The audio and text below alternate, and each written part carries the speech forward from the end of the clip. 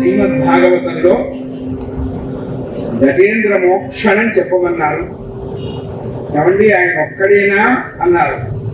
ఆయన గజాలలో ఇంద్రుడురా, మనమంతా గజాలము అని చెప్పారు. అది కన్ఫర్మ్. తామస మనువు గారి కాలంలో చూడండి, సాక్షాత్తు శ్రీకృష్ణ పరమాత్మ చేత రక్షింపబడ్డటువంటి పరీక్షి నరేంద్రుడు శనీక మహర్షి మెడలో మృత సర్ప కళేవరాన్ని వేసి ఆయన కొడుకు చేత 7 రోజుల్లో ప్రాణం పోతుంది అని చెప్పించుకున్నాడు. శాపం పొందాడు. ఏమిటి 7 రోజులు అంటే, ఎవరు పోయినా 7 రోజుల్లోనే పోవాలి. ముఖ్యులకి 1 రోజు, మరీ ముఖ్యులకి 1 రోజు, సామాన్యులకు 1 రోజు, మరీ బీదలకు 1 రోజు లేవు. ఎవడు పోయినా శనివారం నుంచి ఆదివారం లోపే పోవాలి. ఉన్నది 7 రోజులే. 10,000 కోట్లున్నా ఇప్పుడు 2 పుల్కాలే తింటున్నారు. ఆ పుల్కాలు కూడా తింటారు. ఇప్పుడు గడ్డి తినడం మొదలు పెట్టారు. మీరే గడ్డి తింటున్నారు? మేము లేక గోధుమ గడ్డి తింటున్నాం. మీరే గడ్డి తింటున్నారు? మేము లేక గోధుమ గడ్డి. అర్థమైన గడ్డి తినే దగ్గర ఇంత డబ్బు సంపాదించావు, ఇంత డబ్బు సంపాదించి ఇప్పుడు గడ్డి ఎందుకు అన్నం తినొచ్చుగా? తినలేడు. చూడండి, ఎక్కడికి భక్తిని మించిన మోక్ష సాధనం లేదు, తృప్తిని మించిన ఐశ్వర్యం లేదు. మోక్ష సాధన సమగ్రయాం భక్తి గరీయసి చెప్పారు. అందుకని ఎన్ని వందల వేల లక్షల కోట్ల ఎకరాలున్నా వెళ్ళిపోయిన తర్వాత 6/3కి కన్ఫర్మ్ చేశాడు దేవుడు. ఓన్లీ నేను 1000 ఎకరాలు సంపాదించాను కదా, నేను పోయిన తర్వాత మా ఇంట్లో వాళ్ళు 1 ఎకరంలో సమాధి కడతాం అని కట్టండి అని ఎవరన్నా అడిగితే అన్నవాడిని కూడా వేసి కడతారంట. అది శరీరంలో ఉన్న కొంచెం పక్కకి పోతే వీళ్ళని ఎప్పుడు లాగేద్దామా అని చూస్తుంటారు. ఇక దీని మీద మనకి లేనిపోని వ్యసనం, లేనిపోని వ్యామోహం.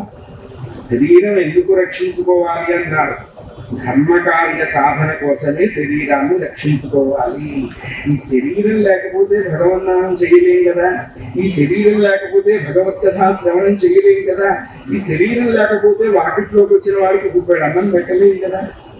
అందుకోసం శరీరాన్ని ఒక సాధనంగా వాడుకోమని చెప్పారు శ్రీ సుఖయోగీంద్రుల వారు శ్రీమద్భాగవతంలో. అందుకనే భాగవతం కేవలం వేదాంత విద్య, కేవలం జ్ఞాన వైరాగ్యాలే చెప్తుంది. అక్కడ ఇంకేమీ చెప్పలేదు. జ్ఞాన వైరాగ్యాల యొక్క వైభవం మనకి తెలియాలి అంటే భక్తి అనేటువంటి ఫుల్ ఫ్లెడ్జ్డ్ బ్యాగేజ్తో మనం దాని ముందు నిలబడాలి. నిలబడితేనే ఆ భాగవతం అనే వందే భాగవత ఎక్స్ప్రెస్ లోకి ఎక్కేందుకు ఎదుగుబడి వస్తుంది. అయ్యా, అటువంటి శ్రీమద్ భాగవతంలో శుక్రస్థలి అనేటువంటి చోట గంగా తీరంలో ప్రాయోపవేశ దీక్షలో ఉన్నాడు పరీక్షిత్ మహారాజు. ఆయనకు అదృష్టం, చావు తెలిసి వస్తున్నారు. తెలిసి వస్తే ఏమిటి అన్నారు? ఇక పుట్టకుండా ఎలా ఉండాలో చేసుకోమన్నారు. ఏ అనిత్యాని శరీరాన్ని విభవో నైవ శాశ్వత. పిచ్చివాడా, మృత్యు ఎప్పుడు కబళిస్తుందో నీకు తెలియదురా, ఎప్పుడు ఆ కాలసర్పం లోపలికి లాగుతుందో తెలియదు. ఇది ఏది శాశ్వతం కాదు. శాశ్వతమైన వస్తువు పరమాత్మ ఒక్కడే. నీ మనస్సు ఎల్లప్పుడూ వాడి యందు నిమగ్నమయ్యేట్టుగా ఉంచి మిగతా పనులు నువ్వు చేసుకోవాలని చెప్పారు. మనస్సు వాడికి ఇవ్వాలి, శరీరం పని తప్పచెప్పాలి. దానంత ఉత్తమం లేదు. ఆయన వచ్చారు శుక్ల వారు. ఎన్నో ఎన్నో ఎన్నో ఎన్నో ఎన్నో చరిత్రలు చెప్పారు. చివరికి శుక్రయోగేంద్రుల వారిని పరీక్షిత్ మహారాజు గారు అడుగుతున్నారు, స్వామి ఇప్పటి వరకు ఈ విశేషాలు చెప్పారు. చూడండి, వేదాన్ని వ్యాస మహర్షి శిష్యులకు ఉపదేశించారు. పైలుడు, వైశంపాయనుడు వీళ్ళందరికీ వేదాన్ని ఇచ్చారు. భాగవతాన్ని మాత్రం శుక్ల వారికే ఉపదేశించారు. ఏమండి, పార్షియాలిటీనా? కొడుక అయిన వాళ్ళ కాకుండా కాని వాళ్ళ కంచాల్లో భాగవత రసాన్ని గ్రహించడంలో శ్రీశుకుడి కంటే వైరాగ్యం ఉన్నవాళ్ళు ఎవరు లేరు. అందుకే భాగవతం భాగవతం భాగవతం భాగవతం భాగవతం భాగవతం భాగవతం భాగవతం భాగవతం అనుకుంటే వచ్చే జన్మకి బాగా అవుతాం. అంతవరకు ఖాయం. అందుకనే భాగవతం భావగతం కావాలి అని చెప్పారు. పరీక్ష మహారాజు అంటున్నారు, స్వామి నేను తప్పు చేస్తే చేశాను, ఇంత మహదృష్టం నా వాకిట్లోకి ఇచ్చాడు భగవంతుడు. అది చేయకపోతే మీరు వచ్చేవాళ్ళు కాదు కదా, ఇన్ని రోజులు ఇక్కడ కూర్చునేవాళ్ళు కదా. నాటమునకు అనాటమునకు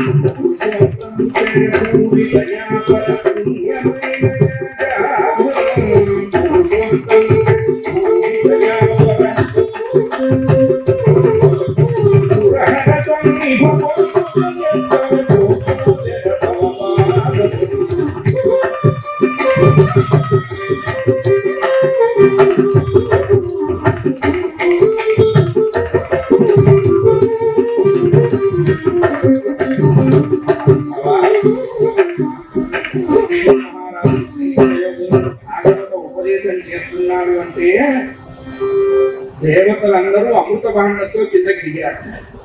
ఎందుకంటే వాళ్ళంత ప్రోగ్రామ్ బ్రేకర్స్ ఎవరూ లేరు. ఏదన్నా మంచి కార్యక్రమం జరిగితే దానికి వెంటనే బ్రేక్ ఇవ్వటం వాళ్ళ లక్షణం. అమృత భాండంతో దిగారు.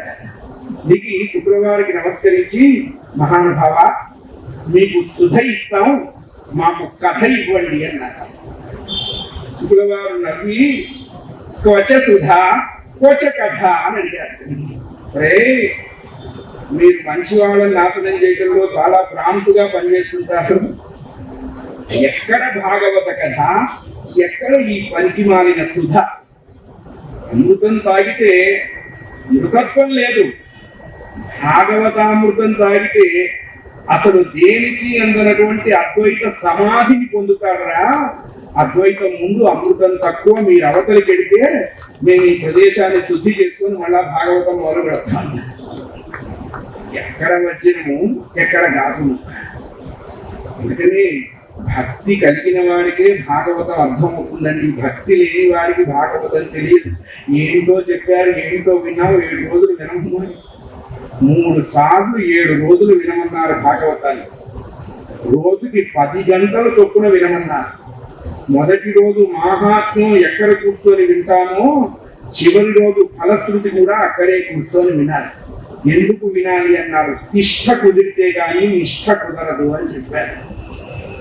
శరీరాన్ని భాగవత కథ శ్రవణం చేయటానికి అనువుగా మలుచుకోవాలి. ఏది పడితే అది, ఎప్పుడు పడితే అప్పుడు, ఎక్కడ పడితే ఎక్కడ, ఏం పడితే అది తినకుండా నాలుకకి తాళం వేసుకొని చెవుల తాళాలు ఓపెన్ చేయాలి. అది భాగవత లక్షణం. 10 గంటలు చొప్పున వినమన్నారు శ్రీమద్ భాగవతం.